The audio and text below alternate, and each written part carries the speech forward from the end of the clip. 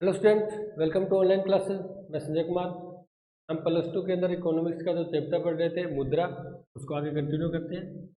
मुद्रा का अर्थ के बारे में हमने पढ़ा था, ठीक है। उसके कार्य पढ़ेंगे और उसका महत्व पढ़ेंगे हम।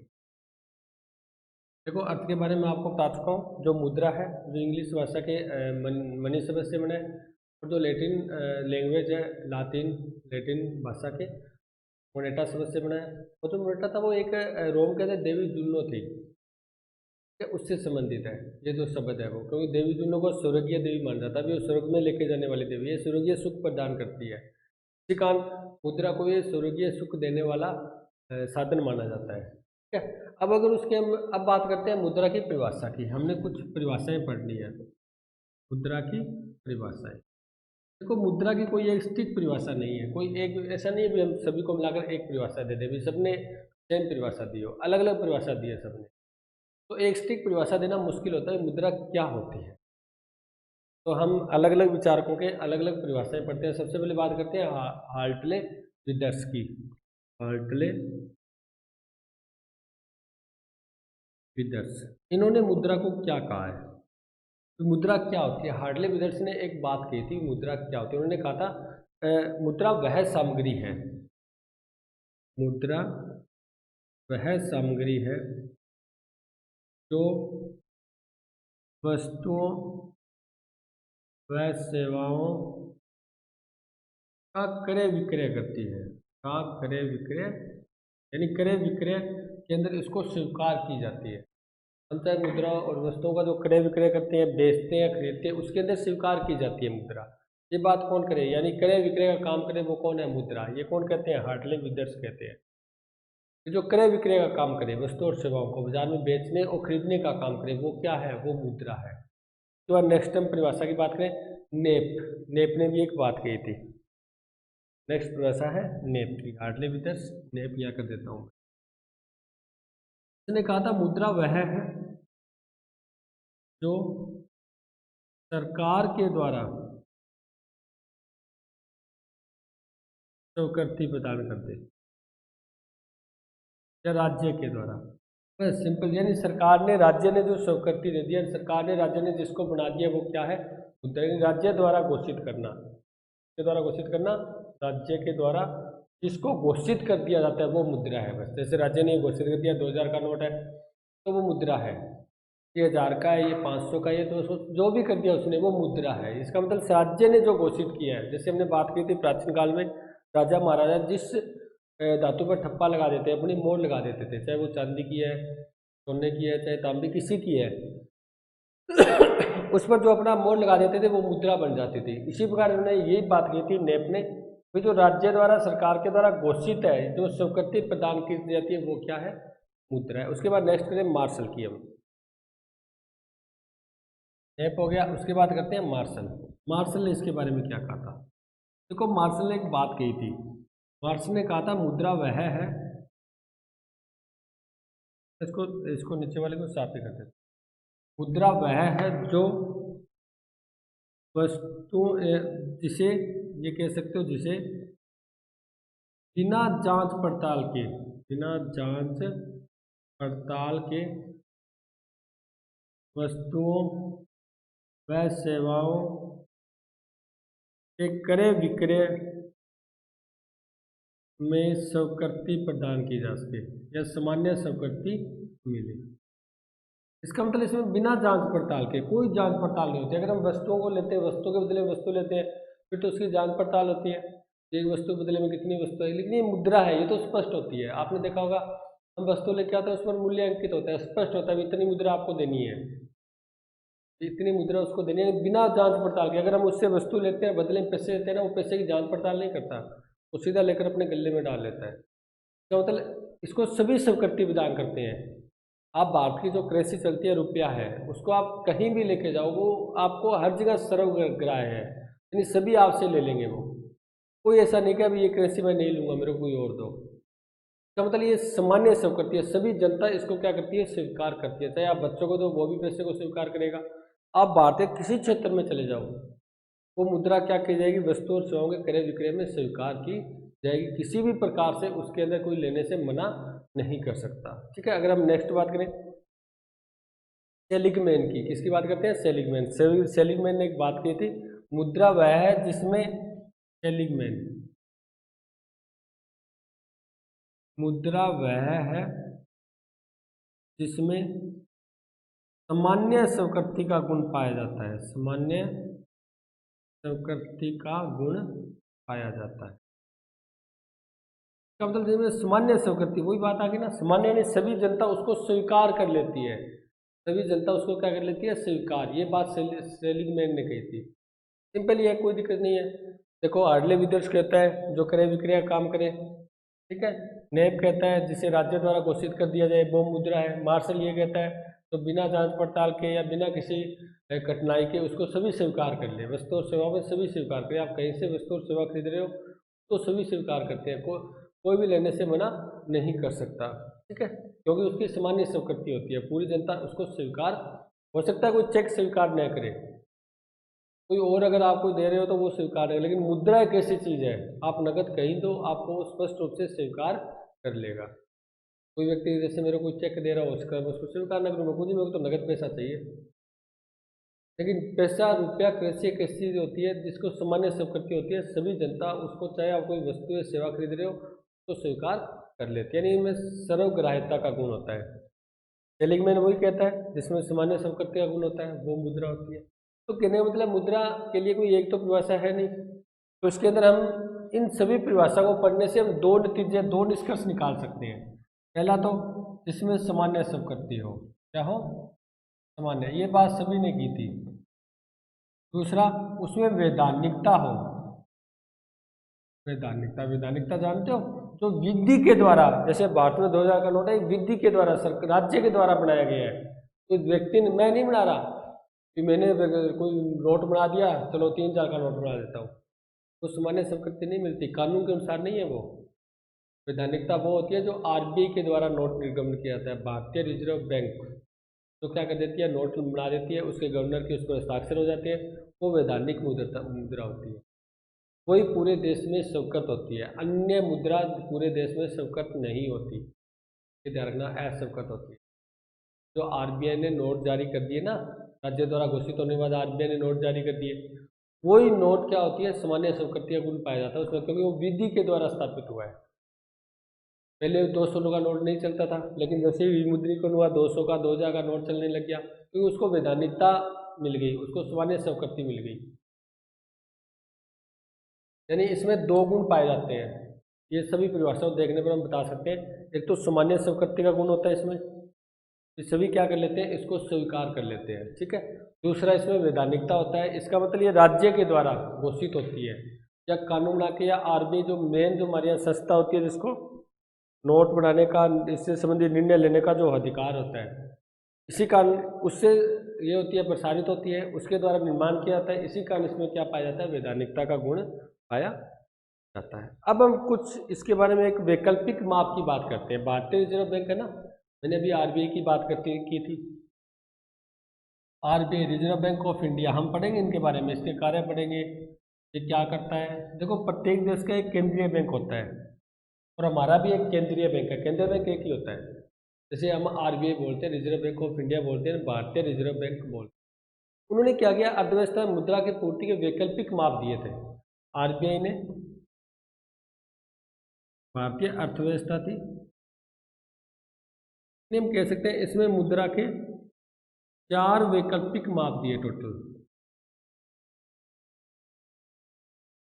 यानी 4 माप दिए उन्होंने भी, किसे मुद्रा कहते हैं, क्या चीज़ होती है। तो इसके अंदर आप पढ़ोगे 4 प्रकार के मुद्रा के माप, M1, M2, M3 और M4, ठीक है। यानी इसमें 4 M1, M2, M3, M4 जो मुद्रा के माप दिए थे वो आरबीआई ने दिए थे। एक के आपके वैकल्पिक माप थे, विकल्प दिया था उन्होंने। इसके अंदर उन्होंने कहा था C+DD+OD, यानी ये M1 में शामिल, जो M1 में मुद्रा शामिल होती है, सी वो होती है जो लोगों के पास करेंसी है, जो नोट और सिक्के हैं। सी क्या होती है? जनता के पास करेंसी, चाहे वो सिक्के हैं चाहे वो नोट है। वो किस में शामिल होते हैं, सी में शामिल होते हैं, यानी M1 के अंदर ये शामिल होती है। M1 में जो जनता के पास करेंसी है, जनता के पास जो नोट और सिक्के हैं, वो M1 में शामिल होते हैं। अब DD की बात करें तो DD में क्या होता है, DD में होता है जो मांग जमाई होती है, चाहे व्यापारिक बैंक है चाहे वो सहकारी बैंक है, DD में होता है मांग जमाई शामिल। मांग जमाई ये क्या होती है आगे चर्चा करेंगे, चाहे व्यापारिक बैंक के पास है चाहे कोई सहकारी बैंक के पास है, उसको हमने शॉर्टकट में बोल दिया DD, यानी उनके पास भी मांग जमाई जो नकदी होती है, जो क्योंकि इसके अंदर M1 में नकदी आती है, नगद जो करेंसी हमारे पास तरल रूप में पड़ी हुई है, चाहे वो जनता के पास है चाहे वो व्यापारिक या सहकारी बैंक के पास है। OD क्या होता है, OD होता है रिजर्व बैंक के पास जो मांग जमाई है, OD होता है तो रिजर्व बैंक यानी RBI के पास जो अन्य मांग जमाए हैं वो OD होता है। इसका मतलब ये M1 में वो आते हैं, चाहे वो जनता के पास जमा है, जनता के पास करेंसी है, चाहे वो व्यापारी या सहकारी बैंक के पास जो जमाई पड़ी हुई है, जो पैसा है, या रिजर्व बैंक के पास जो अन्य जमाई है, वो आते हैं M1 में शामिल। ये ध्यान रखना आप, ठीक है। पर्सन इसका पक्का आता है, पक्का श्योर आता है। तो वैकल्पिक माप है, टोटल 4 है। M1 के अंदर क्या क्या शामिल होता है, जनता के पास, व्यापारिक या सहकारी बैंक के पास और रिजर्व बैंक के पास जो जमाई होती है। एक तो जनता के पास जो करेंसी होती है नगद होता है, नोट हो या सिक्के के रूप में है, एक वो व्यापारिक या सहकारी बैंकों के पास मांग जमाई होती है, एक रिजर्व बैंक के पास अन्य जमाई होती है, ठीक है। अब बात करें हम M2 के अंदर क्या क्या आता है। M2 के अंदर M1 तो आता है, इसका मतलब ये 3 बातें तो आती है, प्लस और हो जाता है एक, ये 3 बातें तो आएगी, चाहे वो जनता के पास है, व्यापारिक बैंक के पास है, चाहे वो रिजर्व बैंक के पास है। और M2 में M1 तो हो गए होगा, यानी ये तीनों बातें तो होगी होगी, प्लस वो आ जाएगा जो डाकघर के अंदर जो बचत खातों में बचत जो जमाए हैं, ठीक है। डाकघर में करते या नहीं करते जमाए, या अन्य कोई बचत के अंदर जहाँ पर हम बचत जमाए है, सीधा लिख लो आप, बचत जमाए, यानी डाकघर के अंदर जो बचत जमाई होती है, ठीक है, वो किस में आती है, M2 में आती है। डाकघर में या बचत बैंकों में जो हम जमाई करते हैं, यानी जो पैसे देते हैं, हम जमा करते हैं, अगर हम M1 के अंदर डाकघर और बचत बैंकों की जमाएं भी शामिल कर लें तो हमें क्या प्राप्त होगा, M2 प्राप्त होगा। देखो M1 में तो हम जनता का, व्यापारिक बैंक का और रिजर्व बैंक की जमाएं स्वीकार कर लें तो M1 हो जाएगा, और इन तीनों के साथ साथ अगर हम डाकघर और बचत बैंकों की जमाएं भी शामिल कर लें तो क्या आ जाएगा, आपके पास M2 आ जाएगा, ठीक है। M2 के अंदर ये बातें शामिल होती है। M1 तो होता ही होता है, साथ में डाकघर के अंदर भी कुछ जो बचत होती है, वो जमाई खाता वगैरह खोलते हैं ना, वहाँ पर जमा करते हैं पैसा, डाकघर में होती है व्यवस्था।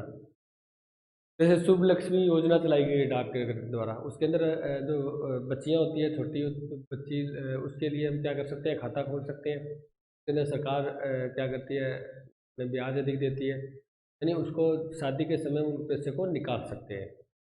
तो वहाँ पर बचत जमाई होती है। बचत बैंकों के अंदर भी हम कुछ अलग बचत बैंक बने हुए, उसमें भी जमाई करते हैं, तो उनको इसमें शामिल कर दें तो M2 हो जाएगा। M3 के अंदर क्या है, M1 तो होगा ही होगा, प्लस व्यवसायिक बैंकों के पास जो आवधिक जमाई होती है, क्या होती है, व्यवसायिक बैंकों के पास निवल आर्थिक जमाई,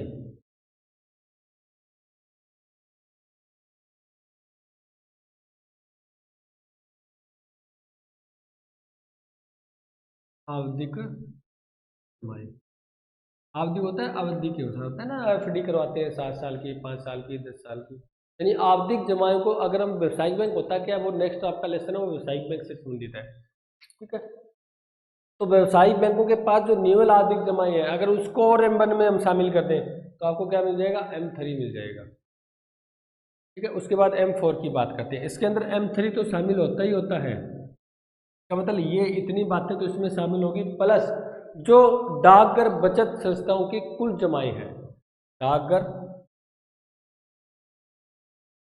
वह बचत संस्थाएं, जितनी भी संस्थाएं चलती है जहाँ पर बचत जमाई होती है, उनकी कुल जमाएं अगर हम शामिल कर दें तो आपको क्या मिल जाएगा, M4 मिल जाएगा। अब ध्यान से सुनो बात, ये 4 वैकल्पिक माप है। M1 जिसमें C plus DD plus OD है, यानी जनता के पास जो करेंसी है, चाहे वो सिक्के नोट के रूप में है, DD जो मांग जमा है, जो व्यापारिक या सहकारी बैंक में हम करवाते हैं, ओडी जो रिजर्व बैंक में जो अन्य जो जमाएं शामिल है, अगर इन तीनों को हम शामिल कर दें तो आपको मिल जाएगा M1। M2 में M1 तो होते ही होता है, साथ में डाकघर व बचत संस्थाओं के अंदर जो बचतें जमा होती है, बचत जो हम जमा करते हैं, जनता के द्वारा बचत जमा की जाती है ना, जो बचत होती है उसको हम वहाँ जाके अपनी जमा कर देते हैं, बाद में इकट्ठी निकाल लेते हैं। अगर वो इसमें शामिल कर दें तो M2 आ जाएगा। M3, M1 तो है, C plus DD plus OD तो है ही है, साथ में अगर हम व्यवसायिक बैंकों के पास जो निवल आवधिक जमाएं होती है, जो निवल आवधिक जमाएं होती है, जो समय के अनुसार FD वगैरह होती है, अगर उसको भी हम शामिल कर दें तो M3 आ जाएगा। भी इस पैसे को अगर हम शामिल कर दें ना M1 में तो M3 अपने एक मुद्रा का माप आ जाएगा। M4, इसमें M3 होता है, इसका मतलब ये बातें तो होती है, C plus DD plus OD और साथ ही व्यवसायिक बैंकों के पास निवल आवधिक जमाएं, साथ में अगर डाकघर और जो बचत संस्थाओं में जो कुल जमाएं होती है टोटल, जो चाहे वो डाकघर है चाहे बचत संस्था है, उनकी जमाओं को और M3 में शामिल कर दे तो आपको क्या मिल जाएगा, M4 प्राप्त है। ठीक है, ये दिए थे RBI ने टोटल 4 वैकल्पिक माप, मुद्रा के 4 वैकल्पिक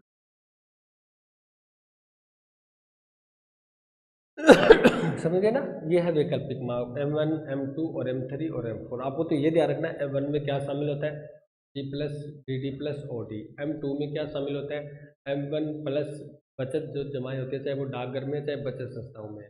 M3 में क्या शामिल होता है, M1 प्लस जो व्यवसायिक बैंकों के पास आवधिक जमाएं होती है। देखो, हम व्यापारिक बैंकों को व्यवसायिक बैंक भी बोलेंगे, वाणिज्य बैंक भी बोलेंगे, ठीक है, तो एक ही बात है।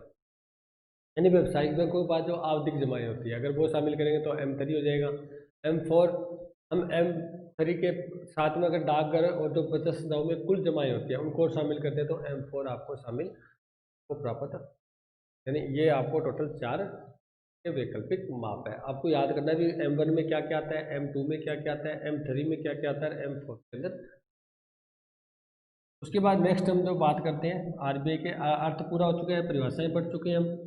अब आते हैं RBI के कार्य, सॉरी मुद्रा के कार्य, मुद्रा के।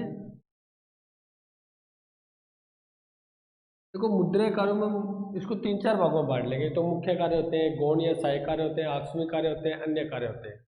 मैंने आपको मुख्य कार्य, हम पहले बात करते हैं मुख्य कार्य RBI इसके मुद्रा के, ठीक है। और मुख्य कार्य तो हम वो इसलिए मैंने आपको बताया भी था पिछली वीडियो क्लास के अंदर, मैंने आपको कहा था कि मुख्य कार्य वो होता है जिसके लिए जिसकी आविष्कार हुआ है या जिसकी स्थापना, जैसे मुद्रा की स्थापना किसके लिए हुई थी, मेन हमारी कठिनाई हुई थी विनिमय का माध्यम, जो लेन देन होता था ना, उसमें बहुत कठिनाई पैदा होती थी हमारी, वस्तुओं का क्रय विक्रय करना, उसमें बहुत ज़्यादा कठिनाई और समस्या पैदा होती थी। इसी कारण मुद्रा का आविष्कार हुआ। इसका मतलब जिसके लिए उसका आविष्कार हुआ है वो उसका मुख्य कार्य होता है, उसका क्या होता है, मुख्य कार्य। अन्य होते हैं वो गौण कार्य होते हैं, अन्य तो अलग है, जिसके और भी हमें बहुत से बेनिफिट मिले, मुद्रा के बहुत फायदे मिले, लेकिन मुख्य जो हमें समस्या विनिमय के लिए हुई थी, लेन देन में हुई थी, क्योंकि हमने दोहरे सहयोग को पढ़ा था, वस्तु विनिमय प्रणाली में दोहरा सहयोग मिलना मुश्किल होता था। ऐसी स्थिति में क्या होता था, हमें बहुत दिक्कत हो रही थी, बहुत ज़्यादा प्रॉब्लम हो रही थी, वस्तुओं का आदान प्रदान बहुत मुश्किल से हो रहा था, तब जाके हमने मुद्रा का आविष्कार किया। तो मुख्य कार्य में आप पहला ये लिखोगे, विनिमय का माध्यम।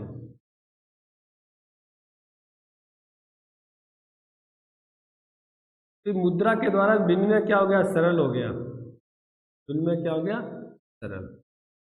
पहले हम क्या करते थे, वस्तु विनिमय प्रणाली में एक वस्तु को दूसरे वस्तु से हम आदान प्रदान करते थे, तो हमें दोहरे सहयोग की समस्या पैदा हुई थी, हमने पढ़ी थी ना वस्तु विनिमय प्रणाली की कठिनाई, उसके अंदर पहली कठिनाई हमें ये पड़ी थी, दोहरे सहयोग की कठिनाई, कि हमें वो व्यक्ति नहीं मिल पाता था जो हमारी वस्तु ले ले और अपनी वस्तु दे दे।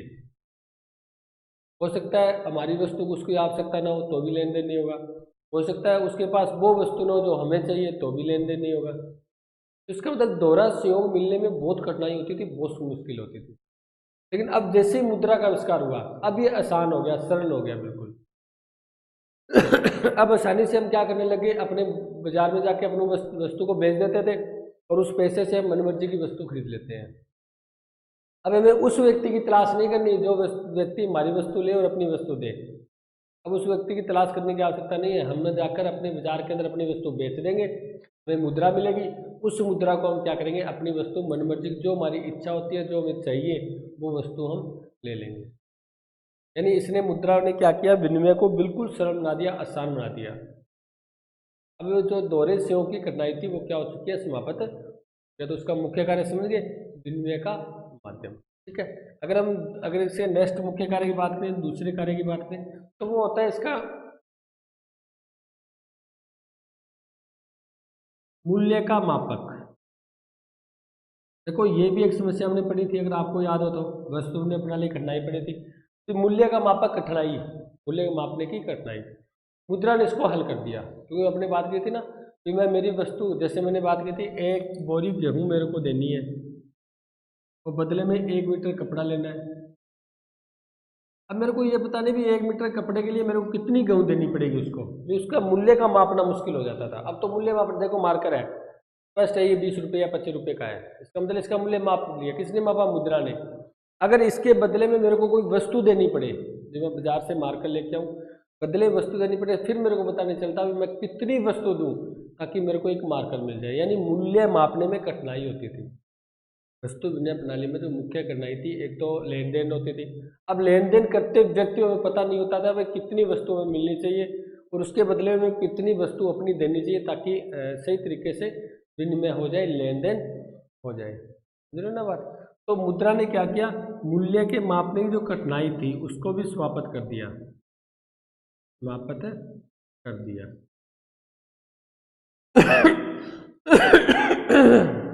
अब आसानी से हमने क्या करने लगे, अब आसानी से हम मुद्रा के मूल्य को, जो वस्तु थी, जो सेवाएं थे, उनके मूल्य को मापना शुरू कर दिया। अब हमें जो कठिनाई हो रही थी वस्तु के बदले में उसको मापने की, वो समाप्त हो गई, है ना।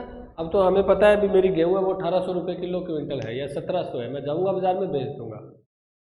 अब मेरे को पता है इससे मेरे को ये जो कपड़ा है वो मान लेते हैं 200, 150, 300 जो भी मीटर है, मैं जाके उसको खरीद लूंगा सीधा, क्योंकि अब मूल्य का मापन होने लग चुका है। अब हमें, मेरे को ये नहीं देखना होता भी 1 क्विंटल गेहूं है तो उसके बदले में कितना कपड़ा लेना है, कितना कपड़ा आ सकता है, कितना गेहूं मेरे को देना पड़ेगा। तो ये स्थिति अब समाप्त हो गई। बताओ, सीधा मुद्रा का प्रयोग करते हो, अपनी वस्तु बेची, विक्रय किया, और जो पैसा आया उससे दूसरी वस्तु जो आपकी आवश्यकता है उसको आपने खरीद लिया। तो ये इसके मुद्रा के दो मुख्य कार्य ध्यान रखना। मुख्य कार्य पूछे तो आप दो ही बताओगे, एक तो विनिमय को सरल बनाना या विनिमय का माध्यम, दूसरा मूल्य का मापक। ध्यान रखना, अगर आपको सीधा पूछ लेना मुद्रा के कार्य बताओ, फिर तो बड़ा प्रश्न आएगा, फिर तो आप सारे कार्य बताओगे। अगर आपसे प्रश्न पूछे मुद्रा के मुख्य कार्य बताओ, अब मैं आगे और भी कार्य बताने वाला हूँ, वो नहीं बताना आपको, सिर्फ दो ही कार्य बताने हैं मुद्रा के मुख्य, क्योंकि दो में मेन समस्या पैदा हुई थी हमारी।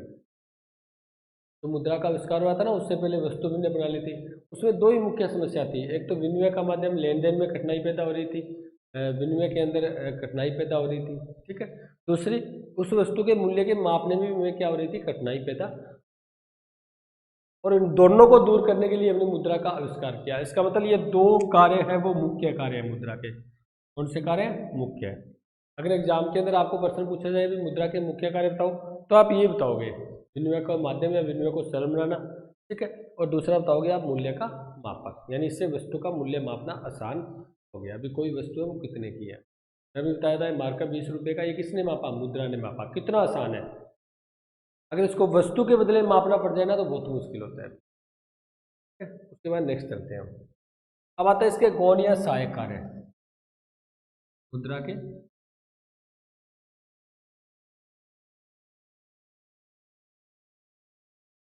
सहायक और इसको गौण भी कह सकते हैं हम, गौण कार्य। वो तो मुख्य कार्य थे, अब उसके कुछ सहायक कार्य भी है। इसने और भी बहुत से कार्य किए थे, इसके कुछ सहायक कार्य भी। जैसे हम बात करें भावी भुगतानों का माध्यम,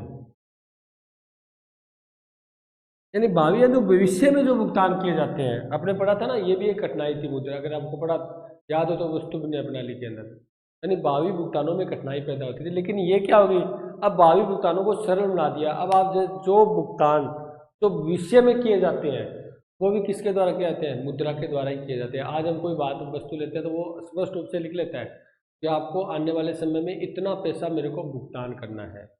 जैसे हम कोई पैसा लेते हैं ना ब्याज के ऊपर, तो पहले से बताया था आपको 2 रुपये सैकड़ा ब्याज देंगे, आप पर लगेगा जी और इतने समय में आपको इतना पैसा यानी मूल और ब्याज जोड़कर मेरे को इतना पैसा आपको वापस देना है। इसका मतलब भविष्य में जो भुगतान किया जाता है, भावी भुगतान होता है, उसके द्वारा मुद्रा ने उसको क्या बना दिया, सरल बना दिया है। यानी इसका ये क्या बन चुका है, मुद्रा इसका माध्यम बन चुका है। अब ये आसान हो चुका है। भावी भुगतान जो विषय में जो किसी चीज़ का भुगतान किया जाता है वो किसके द्वारा किया जाता है, मुद्रा के द्वारा ही किया जाता है। ये इसके सहायक कार्य है। अगर हम नेक्स्ट कार्य पढ़े इसका सहायक कार्य या कौन कार्य में दूसरा, मुद्रा मूल्य का संचय करती है। ठीक है, यानी संचय नहीं, हम इकट्ठा या हम स्टॉक में रख सकते हैं। जैसे हमने एक बात कही थी, आपको याद हो तो हमने एक चर्चा की थी कि जो शीघ्रनाशी वस्तु होती है, जो शीघ्रनाशी वस्तु होती है वो जल्दी समाप्त हो जाती है, उसको हम लंबे टाइम तक अपने पास संचय कर नहीं रख सकते। हम देखो शीघ्रनाशी को तो रख ही नहीं सकते, अन्य वस्तुओं को भी हम लंबे टाइम तक संचित कर नहीं रख सकते। ठीक है, संचित यानी हम अपने पास इकट्ठा करके नहीं रख सकते, भावी या भविष्य में उसको काम में लेंगे। लेकिन यदि उस जो शीघ्रनाशी जैसे दूध है, सब्जी है, उसको बेचकर जो पैसा है उसको हम लंबे टाइम तक संचय करके रख सकते हैं। जैसे सोने के अंदर कन्वर्ट करके या कोई अन्य और धातु में कन्वर्ट करके उसको लंबे टाइम तक हम क्या कर सकते हैं, संचय कर रख सकते हैं। देखो दूध है उसको नहीं रख सकते, लेकिन दूध को मुद्रा में बदल कर उसको बेचकर उसके बदले मुद्रा लेकर उससे हम कोई सोना चांदी या कुछ और ले सकते हैं। उसको हम लंबे समय तक क्या कर सकते हैं, संचय कर रख सकते हैं। सब्जी खराब हो जाती है लेकिन वो खराब नहीं होता। ठीक है, तो ये क्या कर सकता है, मुद्रा का मूल्य का संचय करता है, और संचय को क्या बनाता है, सरल बनाता है। क्योंकि सरलता के लिए, देखो ये शब्द आप मैं बार बार क्यों लिख रहा हूँ, क्योंकि हमें कठिनाई हुई थी, उस कठिनाई को दूर करने के लिए तो मुद्रा का आविष्कार, यानी उसने जो कठिनाई को किस में बदल दिया, सरलता में बदल दिया। यानी प्रत्येक कार्य अब क्या होने लग गया, सरल होने लग गया। अब ज़्यादा जो समस्याएं कठिनाई पैदा हो रही थी वो समाप्त हो गई। उसके बाद अगर नेक्स्ट हम बात करें इसके सहायक कार्य के रूप में, तीसरा क्रय शक्ति का हस्तांतरण। हस्तांतरण क्या होता है, हस्तांतरण होता है एक से दूसरे के पास जाना, हस्तांतरित करना। यानी क्रय शक्ति क्या होती है, क्रय शक्ति होती है जब मेरे पास 100 रुपये है तो मैं 100 रुपये की वस्तु क्रय कर सकता हूँ ना, तो 100 रुपये की वस्तु मैं क्या कर सकता हूँ, क्रय कर सकता हूँ। इसका मतलब 100 रुपये के बराबर मेरे पास क्रय शक्ति है, मैं कभी भी 100 रुपये से वस्तु क्रय कर सकता हूँ। लेकिन इसका मैं हस्तांतरण भी कर सकता हूँ, यानी एक हाथ से दूसरे हाथ में देना।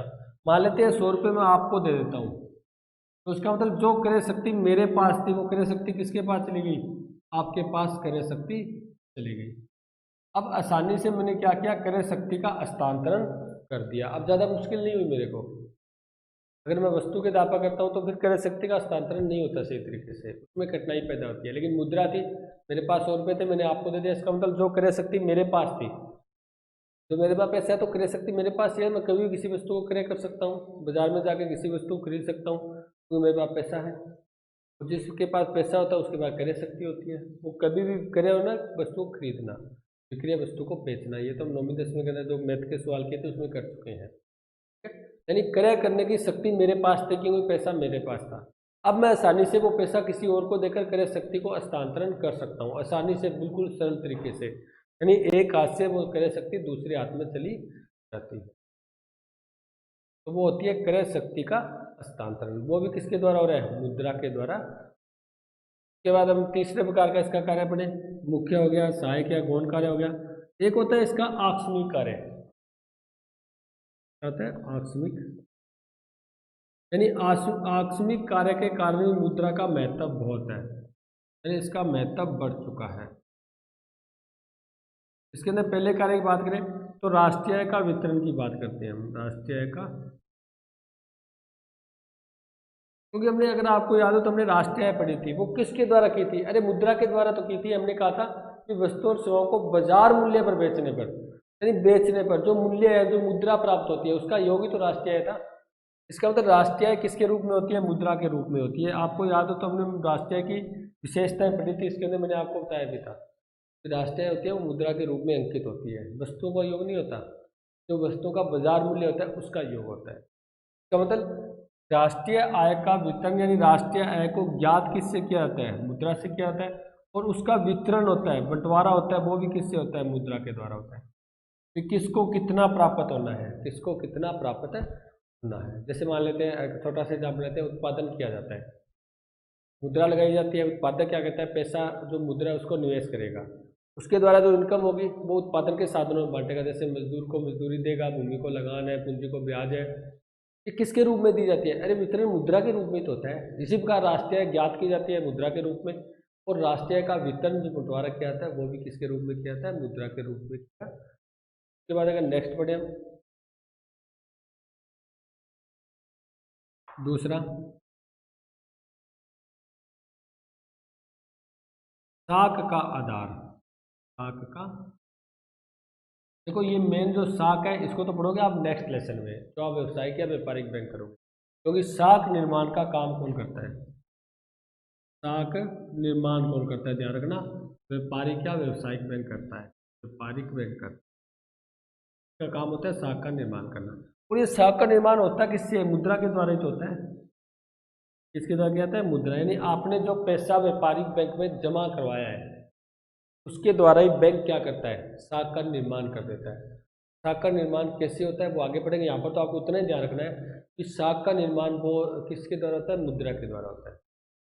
आपने क्या किया, जो पैसा जमा करवाया बैंक के अंदर, आपने कभी सोचा है भी आप बैंक में पैसा जमा कराते हो वो आपको ब्याज भी देता है, एक्स्ट्रा पैसा भी देता है, इतने कर्मचारियों को पैसा देता है, कितने कर्मचारी लगे होते हैं उनको वेतन दिया जाता है, इतनी लाइट वगैरह दूध वगैरह जो अपने कंप्यूटर वगैरह चलते हैं, तो इतना खर्चा आता कहाँ से है, वो साख के निर्माण के द्वारा होता है। यानी बैंक क्या करता है, साख का निर्माण करता है, और वो किसके द्वारा करता है, मुद्रा के द्वारा। यानी जो आपने पैसा बैंक में जमा करवाया है उसके आधार पर वो क्या करता है, साख का निर्माण करता है। यानी साख के निर्माण के अंदर भी मुद्रा का क्या है, एक कार्य है, तो साख का निर्माण किया जाता है। उसके बाद नेक्स्ट अगर इसके अंदर पढ़े हम,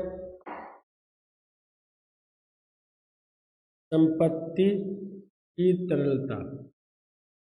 ये तरलता, तरल क्या होता है, तरल हम कहते हैं करेंसी को, मुद्रा को।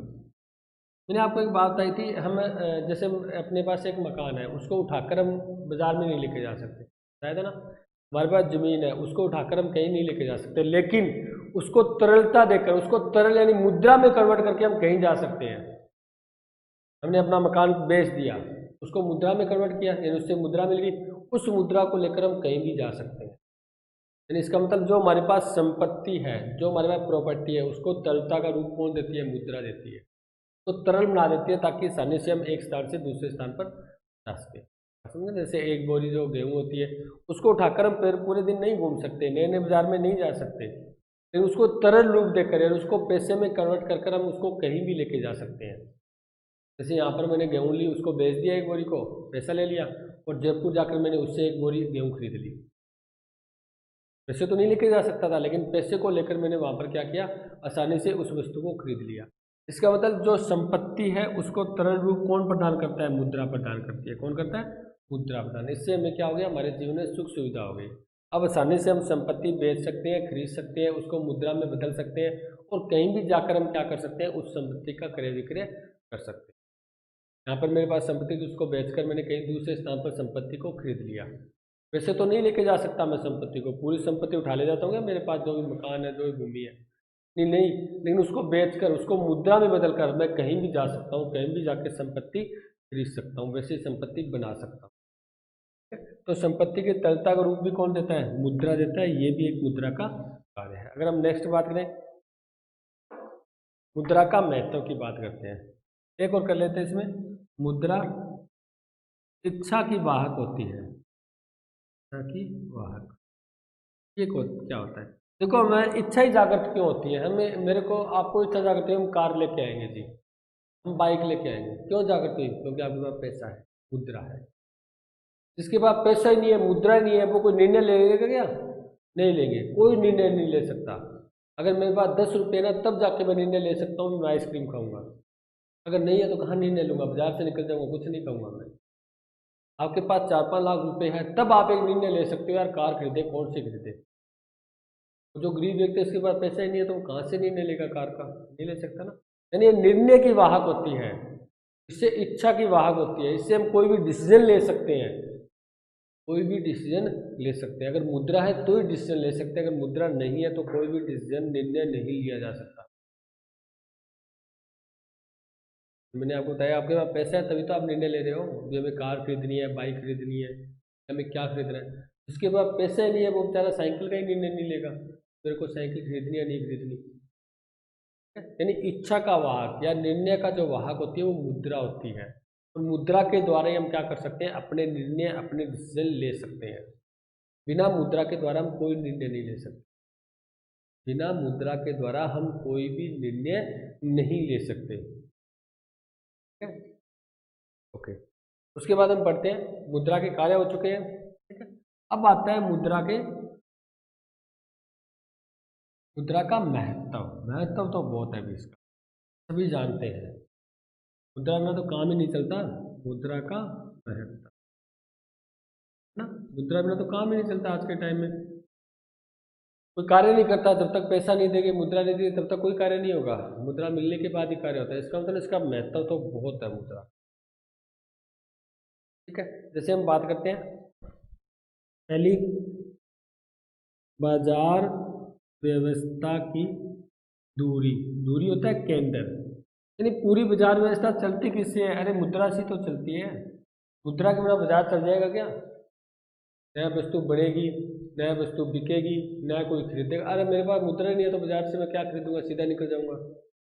यानी ये मुद्रा का जो बाजार होता है ना उसकी दूरी केंद्र होती है वो मुद्रा ही होती है। तो मुद्रा का लेन देन जो पैसा होता है ना वो सारा बाजार में होता है। हम वस्तु खरीदते हैं, बाजार से पैसे देते हैं, वस्तु बाजार में बेचते हैं तो पैसे लेते हैं।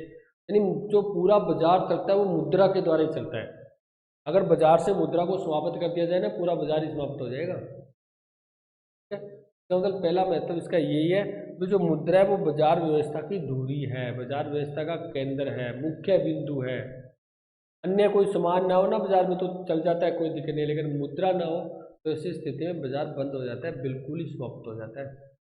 तो मतलब बाजार को चलाने में, जैसे आपको होते हैं ना गाड़ी को चलाने में पेट्रोल की डीजल की आवश्यकता होती है, इसी प्रकार बाजार को चलाने के लिए मुद्रा एक तेल की तरह है। अगर आप उसमें तेल मुद्रा यानी पेट्रोल डालोगे तभी जाके बाजार चलेगा, वरना बाजार, तो मतलब ये क्या होती है, बाजार व्यवस्था की दूरी है, उसका केंद्र बिंदु है। उसके बाद नेक्स्ट अगर इसकी हम बात करें महत्व की, आर्थिक विकास का मापक। विकास का मापक, देखो आर्थिक विकास अरे मुद्रा के द्वारा ही तो होता है ना। मेरे पास मुद्रा बढ़ेगी तभी तो मेरा आर्थिक विकास होगा। गरीब है तो उसके पास मुद्रा नहीं है, आर्थिक विकास नहीं है। उसके पास मुद्रा आ गई, जॉब लग गया या कोई व्यापार करने लग गया, अच्छा काम मिल गया उसको, तो उसको के पास मुद्रा आने लगी, इसका मतलब उसका आर्थिक विकास होने लग गया। यानी आर्थिक विकास का मापक भी हम किससे कर सकते हैं? मुद्रा के द्वारा। हम कहते हैं उस व्यक्ति का आर्थिक विकास हुआ क्योंकि उसकी आय बढ़ गई। हमने आर्थिक विकास किसके लिए ली? मुद्रा से तो लिए, भी उसके बाद मुद्रा बढ़ गई तब उसका आर्थिक विकास हुआ है। हम कहते हैं ये व्यक्ति यार पहले बहुत गरीब था, कुछ भी नहीं था इसके बाद, लेकिन वर्तमान में इसके पास पैसा बहुत है यार, तो मतलब इसका पूरा विकास हो चुका है। और वो विकास हमने किसमें कन्वर्ट किया? मुद्रा के द्वारा कन्वर्ट किया है, मुद्रा को मान के चला है। ये पहले इसके बाद मुद्रा नहीं थी, वो गरीब था, लेकिन अब उसके बाद मुद्रा आ गई, इसका मतलब वो अपना विकास कर चुका है, उसका आर्थिक विकास हो चुका है। उसके बाद नेक्स्ट अगर इसकी हम बात करें, इसके अंदर क्या लिख देता हूँ, जो मुद्रा है वो क्या करती है? बचतों को निवेश में कन्वर्ट करती है, बदलती है।